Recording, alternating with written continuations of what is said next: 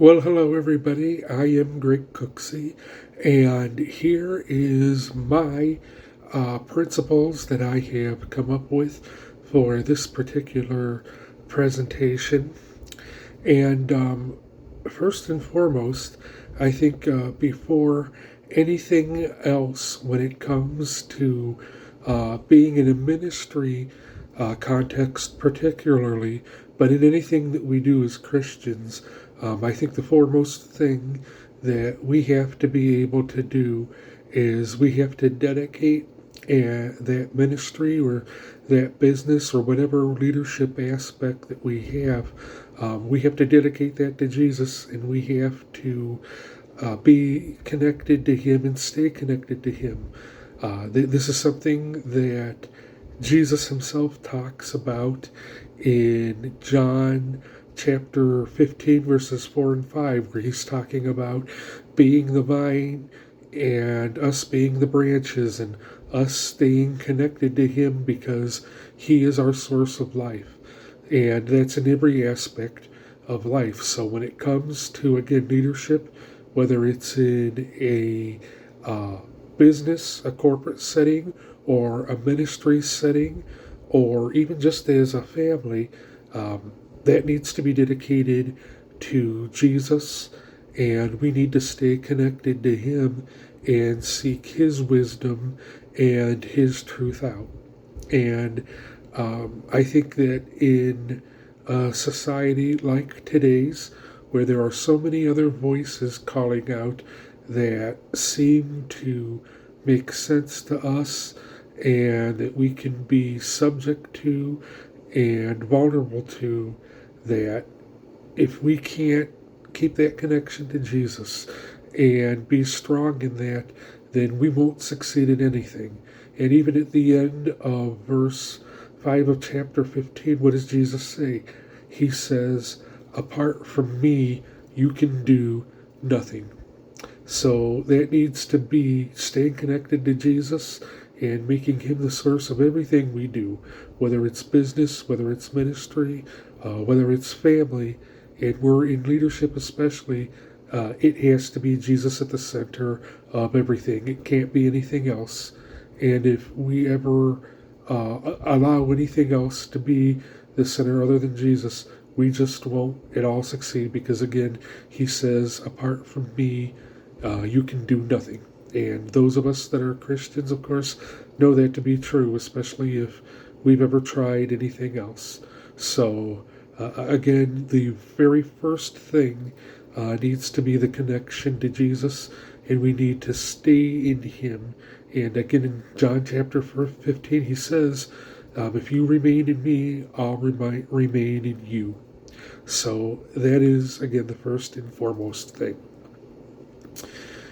After that, I would say that an accepted leader, which is what our readings talk about, is a very important thing. Those of you that are maybe a little bit older, like I am, can probably testify that it is very hard to work for a supervisor or a manager who is just about them and does nothing but want respect, and he doesn't think all that much of co-workers or even what he does. He just wants it because he or she wants the power. And I can tell you, I'm in my middle 40s. I've worked for several bosses that are like that, and it's just very difficult to really hold any respect for that kind of person at all. So the person needs to be somebody that is respected, but they also, at that same point in time, they do have to command a little bit of respect. And when I say command respect, I really do think that there's a difference. I know one of our readings talked about how you can't demand respect, and I believe that's true.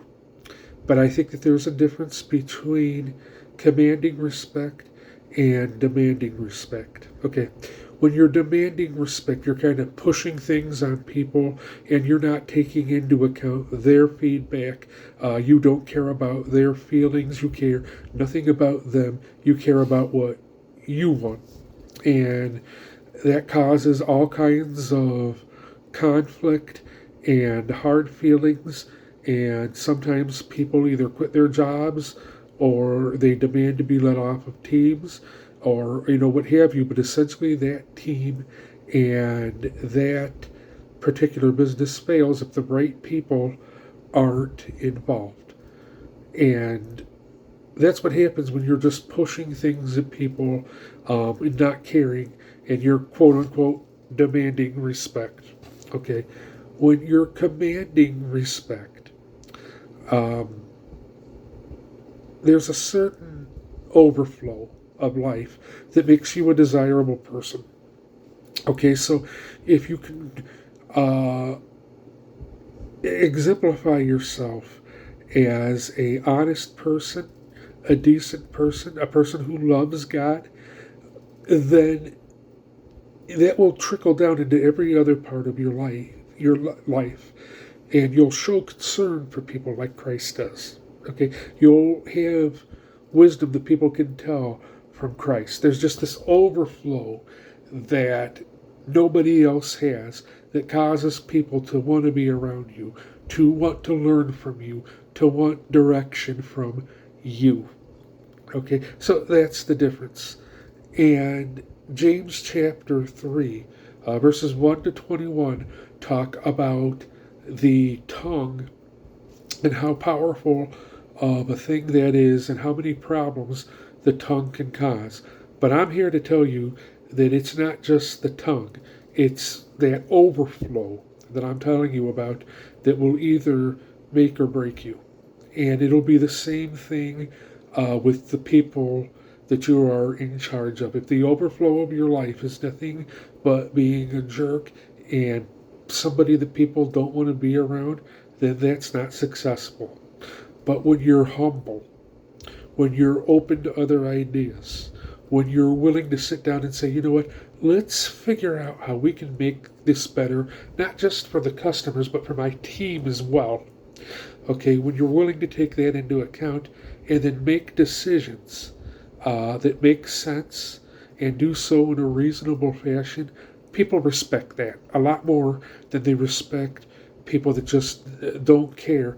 They have it impressed upon them. They don't get any say. It doesn't seem like what they say is valued or respected themselves. That doesn't work. But the other way, if you're being more servant and you're showing, hey, let me serve you, let me help you make this work, then that's what I think is going to make a team successful. And I also think James is pretty pointed that God has directions that He wants our lives to go and wants us to be successful at certain things. And we can ruin that and change that if the overflow of our life isn't good, if it's not respectful, if there's a tone where there's, what I want to say, a lot of confidence in the me, but not confidence in anything else. So, if it's not godly, if it's disgusting, then we can lose those things, and we can be not successful. But if we prove to be servant people, to be concerned about others, to be wanting to get along, we'll be a ton more successful. The next thing that I think is very important is the type of community that we are forming. I can tell you that I don't think that I'd be successful at anything that I've ever done, and I've done a few things in my life, if I didn't get along or like the people that I work with or that I'm serving with at my ministry. And I can tell you in the ministry context, when I'm a Sunday school teacher at my church, and the people that I serve with mean more to me than anything else. Just like my workers, and I'm concerned about them. I want to know how they are, how they're doing in life, and I want to know what I can do to help make things a little easier for them. And I can just tell that um, I mean a lot to those people too. And I just think that when there's that type of community that has synergy and cohesion, it makes the task a lot better and a lot funner and a lot more easier to accomplish. So that's my second thing.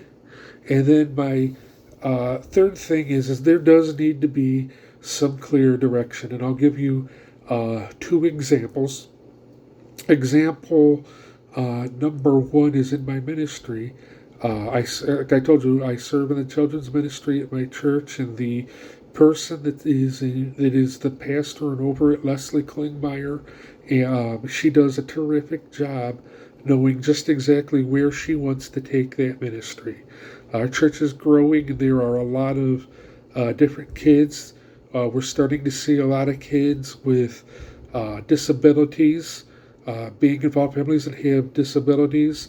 So she's just very, uh, for lack of a better term, I'll say very direct about, hey, we need to figure out how we include all these kids in our teaching. How do we teach these kids?